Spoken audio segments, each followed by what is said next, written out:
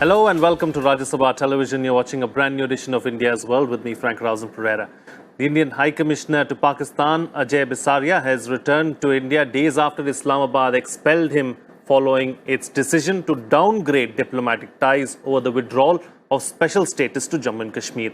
PTI, quoting sources, stated or said Bisaria is back in Delhi as Pakistan did not heed to India's request to review its decision to downgrade diplomatic ties.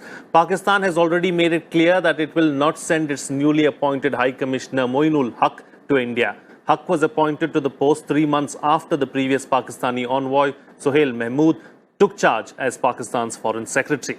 It is learnt that Ajay Bisaria left Islamabad on August 10th and arrived in New Delhi via Dubai. Pakistan on August 7th expelled Bisaria soon after deciding to downgrade diplomatic ties with India over what it called New Delhi's unilateral decision on Jammu and Kashmir. On this edition of India's World, we will take stock of the Indo-Pak ties after the abrogation of Article 370. Joining me on the program today are Dilip Sinha, former ambassador, Professor Swaran Singh, School of International Studies, JNU, and Jaidev Ranade, Security and Intelligence Expert and former Additional Secretary, Cabinet Secretariat. Thank you to all my guests for joining me on this edition of India's World. Ambassador, I'd like to begin the program with you. Your thoughts and your first reactions to Pakistan deciding to downgrade diplomatic ties with India. Well, I must say I'm very amused with the kind of respect and love that Pakistan has shown for Article 370. I did not realize that Article 370 was there. Pakistan ever considered that to be a feature that had given Jammu and Kashmir a special status and therefore respected its autonomy. I have not come across any statement of Pakistan in that period between 1950-52 and the current abolition of it, stating that India respects the autonomous status of J&K. So all of a sudden, when India has scrapped this article, for Pakistan to go ballistic and declare that this is a total abrogation of the autonomy of J&K is very surprising. The other point is that if Pakistan has always maintained that whether it is terrorism or any other difficulty, India must maintain the dialogue with Pakistan. Now, by sending ambassadors back and downgrading ties, I wonder how Pakistan will expect a dialogue to take place in this kind of an environment. Absolutely. Professor, I'd like to bring you into the picture now. So, is Pakistan trying to build a false narrative surrounding Kashmir to try and send out a false message to the international community? What is the end game as far as Pakistan is concerned? I think it's an existential issue for Pakistan. They have to first look at their limitations or their challenges that they have to survive as a nation and put the nation together. All 70 years, anti-India tirades have been the one kind of rhetoric which has kept the nation together. Meanwhile, during that process, a whole very powerful military has been built and which is usually in charge of decision making. Last 30 to 40 years, we have also noticed a whole non-state actors, outfits emerging within the nation. Now that process is going to be completely redundant if in case the whole of Jammu and Kashmir, ideally speaking, or the one which is in India's control is fully integrated with India. And we sooner or later establish peace and development in the region, the whole raison d'etre, the very reason for the state of Pakistan then gets under question. So politicians therefore have to make as much noise as possible, see possibilities of what they can get out of this rhetoric and justify their existence in that sense. So I think it's a kind of a challenge to the state as such, and therefore politicians are under compulsion to make that noise. But most of their politicians, you read their newspapers, are themselves saying that it's not going much, it's not going to really change things on the ground.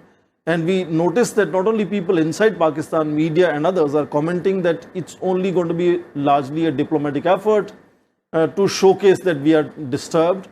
And also outside, how many nations are really speaking for them? Look at the Muslim nations or look at the big powers other than China, which has shown certain amount of anxiety. And which I would see, because China itself is kind of under heat, because Shaksgam Valley, which Pakistan had gifted to China in signing the border agreement between China, Xinjiang and Pakistan occupied Kashmir in 1963, about 5,200 square kilometers. That again is a kind of a problem area for them. They see that Indian map now again claims that region. So they feel obliged to really say something in return. I would say that, and partly because of their long-term relationship with Pakistan, is why China is making noise. But none of the others are really, most nations, if I have to look at the common denominator, are saying two nations should make sure regional tensions are controlled. Nobody is condemning India's action. And that is expected. I think it's going to be a long haul that we can make other nations gradually get to realize they have to live with it. And that's, I think, the aim that we should work at. And that is good enough because we don't expect all the nations to suddenly start speaking in India's favor and Pakistan's against Pakistan. So I think position at this stage is good enough for us to work on long haul process both internally and externally. Sure. So a couple of aspects that I'd like to take forward with you, Mr. Ranade. One, of course, the professor spoke about how local media is talking about how Pakistan is going to keep the diplomatic efforts up. Is it going to be limited to diplomatic efforts, or do you believe that there is something that is going to be planned on the border? That is one. Second, of course, the China angle. Now, let's not forget, our foreign minister is in China as well, and Wuhan 2 is also likely to happen sometime this year. So how much will China back Pakistan as far as this particular issue is concerned? Okay, so your first question about what Pakistan is likely to do. I would preface my remarks by saying that this action has actually rattled Pakistan. When I say rattled Pakistan, their political and military establishments have been rattled by the action because it follows the other strikes that took place after Uri and at Balakot. So they are now dealing with a country with India, which has gone in for decisive actions, which has made it clear that they are not going to respond to Pakistan's repeated pleas of talking to Pakistan or settling issues bilaterally. On certain issues which we consider to be internal, this government, I think, has demonstrated that they will go it on their own. So that is the first. Second, I think we must, or at least I would pay attention to the statements made, initial statements made by Imran Khan and by General Bajwa, who is the Pak Army Chief. There was a difference in their statements. Imran Khan's statement spoke about extending all kinds of support, and then he qualified them by saying diplomatic, economic, moral support to the Kashmiris in their so-called struggle, etc. Bajwa spoke about all kinds of support. And there is no doubt that they will try and now create problems inside J&K. A number of the terrorists who were already there have been neutralized or eliminated. Reports are that they are getting ready to pump in a larger number. In fact, today's newspaper talks about some Jaish-e-Mohammed modules already there. So I expect that they will try and push more people in and activate the people who are already inside J&K. So I do expect that they will try and make it a hot summer and continue that over the time. Your second question about China, I think it's clear that from the statement that China has made, two things become clear. One, it doesn't want to really sour the relations with India. At this point in time when Xi Jinping and the Chinese Communist Party are both under pressure from the United States and from domestic dissatisfaction, so they don't want to add another front. Yet they don't want to give up their claim on Ladakh specifically and J&K, which they have called disputed. Ladakh, the claim was reiterated in May 2013 when Li Keqiang came here for the first time as Premier of China. And recently, on I think it was 7th of August, there was a write-up, an article in Weixin, which is the Chinese version of the WeChat, which again sort of almost echoed in brief the earlier claim on Ladakh and said that hopefully sometime we will get it back. So their claim on Ladakh remains, which is why they have made that statement, in addition to what the professor pointed out about Shaksgab Valley and part of the district of Demchok. But I think the overall thing will be that they will back Pakistan. As they have said, they'll coordinate in the UN, which coordination has been going on for a long time, including on the nuclear deals that they had, the clandestine nuclear deals. So I think it won't go beyond that. All right, all right. So, Ambassador, other than the subcontinent, or if you could just limit it to China and Pakistan, does the abrogation of Article 370 have any other external, international, and foreign policy related dimensions? No, in terms of how primarily the Western countries view the situation, is that they regard the line of control as a de facto border. That was the line taken by the US in the Kargil War, when India sought American help in getting Pakistan to withdraw, and when India respected the line of control in the Kargil War. That was the interpretation drawn. And whatever India has done on its side of the line of control is treated by the Western countries as an internal matter of the country. And that is the line they have taken even now. The US has said that it's a strictly internal matter. Britain has made similar points. The only point of concern they have expressed... There have been certain individuals, however, from the UK, Yes. making, MPs. Labour Party. Yes, the Labour Labour Party which is- especially. the Labour Party has, as you know, Labour Party support bases the Mir Puris in Great Britain. So they have made those. And then there have been some senators, perhaps in the US also. But the official policy is that as far as Indian administered Kashmir, or what we call J&K, is concerned, that is an internal matter of India. The only 2 points of concern that when they talk about concern, is one is that it should not lead to any kind of international tension with Pakistan. So that should be handled calmly and cautiously by both countries. Both countries should tone down confrontation. And the other is perhaps in terms of human rights violations. That should be respected. Now, that is something that Western countries always maintain in their foreign policy statements. They have done that in the case of Hong Kong as well, where, of course, there are other international agreements also that have been brought into question. So, as far as the Western countries are concerned, that is a very clear position. China's position, of course, has been explained by Mr. Narade about what China's position is.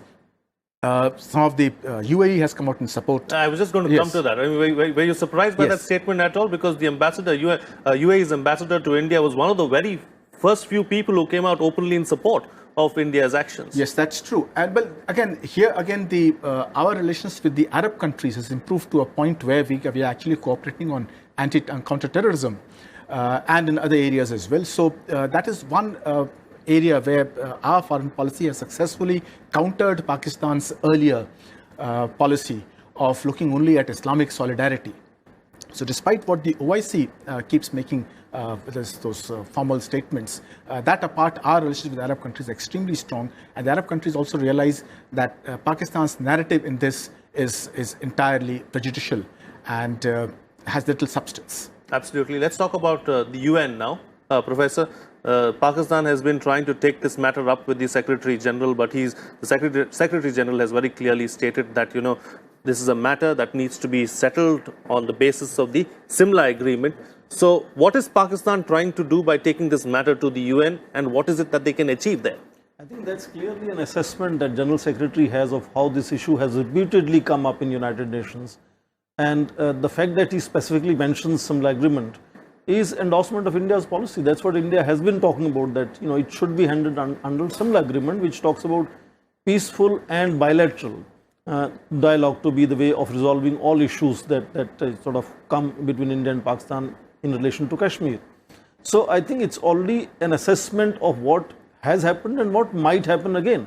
China has repeatedly been voicing, in favor of internationalizing Kashmir, except in Kargil War, when, remember, Chiang Samin had refused Nawaz Sharif of internationalizing, taking it to United Nations, and therefore Nawaz Sharif had to cut short his visit at that time.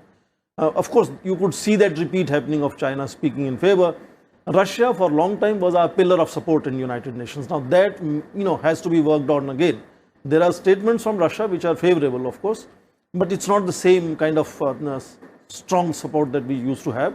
Meanwhile, you see, France has come closer to India, which is another very important voice of a veto power holding nation at United Nations Security Council. So I think there is a little change among players' equations with India, but outcome will be very close to what General Secretary said, that it's not going to be really going anywhere. Even one country vetoing that kind of dialogue will put it in deep freezer again. More important is what is the locus standi of Pakistan to speak on behalf of Kashmir.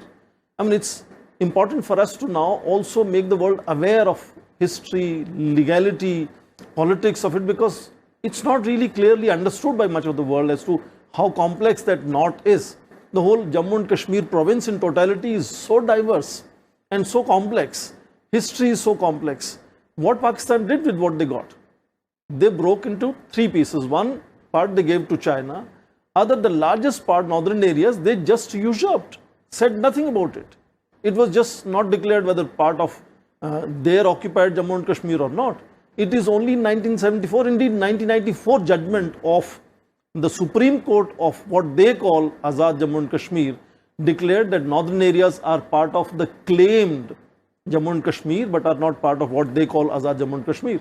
There were no national assemblies, no legislative assemblies for first 25 years. So they've been also tinkering, this whole part that they have occupied. And, it's very strange to see that they do call leaders of what they call Azad Jammu and Kashmir as President and Prime Minister. But all candidates contesting have to first sign in an allegiance to Pakistan, saying that this Kashmir will be part of Pakistan. So they have been doing all kinds of strange things with the territories that they have been in occupation. So I don't understand what is their locus standi to now start talking of this Indian process of integration, where lots of promises are already made. Prime Minister has spoken of taking the development forward.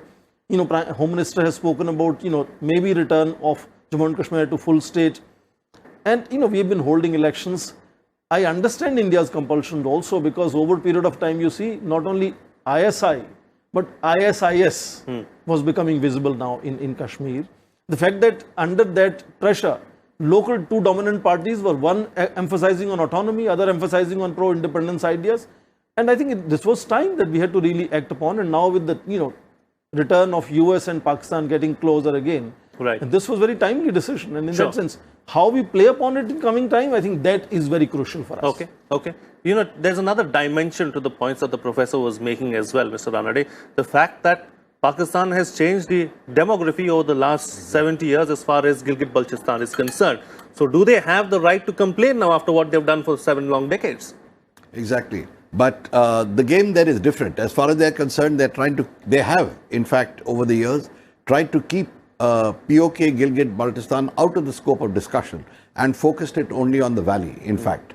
The others somehow have got carried away, and I think the professor did say that we've got to give the correct picture, the history of the place, because it's got skewed. As far as the demography is concerned, they have been systematically working on trying to change the demographic balance in POK and Gilgit-Baltistan. That has acquired impetus after 2013, after the China-Pakistan Economic Corridor came in, 2015 actually, in order to safeguard Chinese investments in this area. So a Gilgit official in fact said that this is being done to protect Chinese investments, and you'll notice that after that they have tried to bring in initially people from Gilgit-Baltistan as observers to their Federal Assembly, with plans to now have them elected. So it's a process of integration that they had started in fact much earlier. In India's case, we've always had democratic elections there. You may question, how fair or otherwise, but it's been reasonably fair, I would say. Yes, there has been problems, there have been violence, but there has been no attempt at changing the demography of that place. In fact, the effort has been to mainstream them with the rest of the country, which is happening even now. There are numerous cases of Kashmiris who come out of the state, who have worked in other parts of the country, who say that, we see how far in the rest of India has progressed. We have been left behind. So I think all these factors are there. And the fact that the pressure on India has increased since, again, 2015, the combined pressure from China and Pakistan on us, China's increasing territorial claims on Ladakh and the rest, J&K and Arunachal on us, I think made us realize that we have to take some steps immediately. And if you recall, on 6th of July, that the Dalai Lama's birthday also, there were Chinese troops who appeared in Koyul and held up posters saying, don't celebrate the Dalai Lama's birthday to the villagers of Koyul. So there are, actions like this, which also would have prompted the government to take steps, in addition to, as you said, the US coming closer to Pakistan to try and settle Afghanistan. Though I must add here that I don't think that relationship is going to be a long-term relationship. It will be tactical as far as the US is able to pull out of Afghanistan. So this is how I see the picture, that we were compelled to move ahead and take this action for two reasons. One, the development of J&K and to cool down the terrorism there. And secondly, to counter foreign pressure. Absolutely. So the timing was absolutely perfect is what the panelists are suggesting, taking the discussion forward now. So Ambassador, so India, ever since Pakistan decided to downgrade diplomatic ties, always reached out to Pakistan and said, reconsider your decision, don't do this. But yet Pakistan has gone ahead, expelled our High Commissioner. The High Commissioner is now back in India. So what next? You know, you asked this question about Pakistan trying to take this issue to the Security Council. Pakistan had talked about two. One was the International Court of Justice and the Security Council. This was what Imran Khan said in his National Assembly. ICJ, they dropped the idea because it has no jurisdiction in the matter. In the Security Council's mandate is very clear. It is only protecting or safeguarding international peace and security. So there has to be a peace and security implication. That clearly is not there because India is not threatening Pakistan in any way. The other is in extreme cases where human rights violations lead to large exodus of population. Their Security Council has intervened. Otherwise, the Security Council does not hold discussions on internal matters of countries, minor violations of human rights, etc. Because if it does that, then it will be taking into account human rights violations in other countries as well, including some permanent members like China. So Pakistan has to push the envelope to a point where it can claim that there is a threat to its security, and therefore the international community must get in. And that is why Imran Khan made that argument that there will be more Pulwamas in India, and because of Pulwamas, then India will do Balakots, and then there will be international peace and security threat. So he's trying to put that narrative that the sequence of events will be such that it will lead to Pakistan being threatened by India. He's even talked about now that once India has taken over J&K, now it will threaten Pakistan. It will change demography in Jammu and Kashmir, and then it will threaten Pakistan. I don't know how the two are related to each other. But that is the argument, that he's trying to build a case where he can say that international peace and security is being threatened, and therefore Pakistan needs to go to the Security Council, action to be taken. The other point, in the Security Council itself, we don't really need the veto today. When Western countries were against India in the early 50s and 1960s, we needed the Soviet veto. Today, Pakistan will have difficulty in getting 10 votes in the Security Council. There are countries of Asia and Africa who will not necessarily vote for Pakistan, vote against India. So even if Pakistan gets the support of a few countries like China, India may not need the veto at all, because Pakistan has to get at least 9 other votes apart from China. Where will it get those 9 votes from? So our position today is much stronger than it was in the 1950s and 60s. Sure. So, Professor, there's another aspect in all of this which you haven't spoken about, that of the trade ties. Now, Pakistan has decided to suspend trade ties with India as well. What do you make of that decision? It's a minuscule trade in that sense. I mean, it doesn't really make huge difference for India. If anything, it makes difference for Pakistan. Pakistan, yeah. I think for Pakistan, it's not a good time to really ratchet up things with India. You look at their economy, look at the internal situation there. So I think they may be feeling compelled to do that kind of rhetoric, but I don't think any sensible person in Pakistan would, even if you read the media there, they're not anticipating that they will take it as far as starting a war with India, because already they are really in search of foreign grants, help, investments to put their economy back on track. So it's bad time for Pakistan, but of course we should not also undermine the fact that the whole lot of inconvenience and panic that obviously has happened in Jammu and Kashmir could be a kind of a potential for trouble in that sense. So we have to really be, I'm sure state is doing that. National Security Advisor is traveling on the ground. So I think that is the only challenge that I notice. But rest of the rhetoric and noises are, shall I say, seasonal, and I think they will disappear over a period of time. Sure. India's stature is today very different. I mean, look at our economy is 9 times larger, and that partly explains UAE and several other West Asian nations which today share much stronger relationship with India than with Pakistan. So the equations are completely different. The timings are bad for Pakistan to start a war with India. India is obviously in no mood because we are being really scrutinized and observed around the world now. We are visible, and therefore I don't think it's good time for us to initiate any such trouble for us. Right. But on the ground, I think are real serious challenges that exist. And to me, it is going to be at least, look at earlier episodes, nuclear tests that India did. It took about 10 years to sort out things around the world and get accepted as a responsible state with nuclear weapons. Sure. So same is true here, both at international level and at domestic level. The complete integration, taking, sabka vishwas, may take 10 years. I mean, so it's going to be a constant process. Of course, in the initial stage, we have to be very careful to avoid any Pulwama type episodes happening on the ground. Right, absolutely. Mr. Ranade, close the show for us with your concluding remarks on the best way forward for Indo-Pak ties. Well, I think a lot of the effort will have to be on Pakistan's part. They'll have to reconcile themselves, if I may use the term, to what has happened. As was mentioned, the trade between us in any case is minuscule. It's under $2.5 billion. And most of it goes via a third country, which actually benefits the Pakistan army. So I wouldn't be surprised this ban on trade again sort of fills their coffers of the Pakistan Army Inc., as it's called. As far as talks are concerned, they're the ones who've been pleading with us for having talks. And we have told them very clearly, cool down on terrorism and only then will talks happen. They haven't done that. Now, what I anticipate looking ahead is two things. One, that terrorism in J&K, the Pakistanis will try and increase it.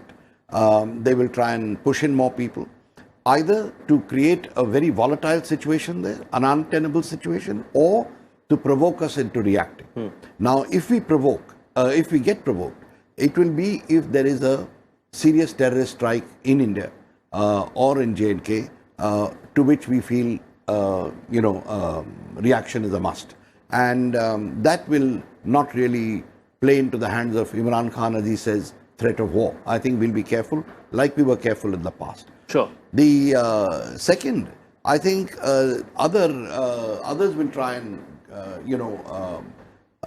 persuade Pakistan to improve its own economic situation, for which it has to get in touch with us. And I think in a short while, in a few months, Pakistan itself will feel that they need to start talking to us. And here I would put a lot of credence to the move by the government to declare the J&K and Ladakh as union territories, which actually frees the government into pushing development projects directly from Delhi and pumping in adequate funds. So I think you will start seeing, or we will start seeing, some development taking place there within 6 months to a year.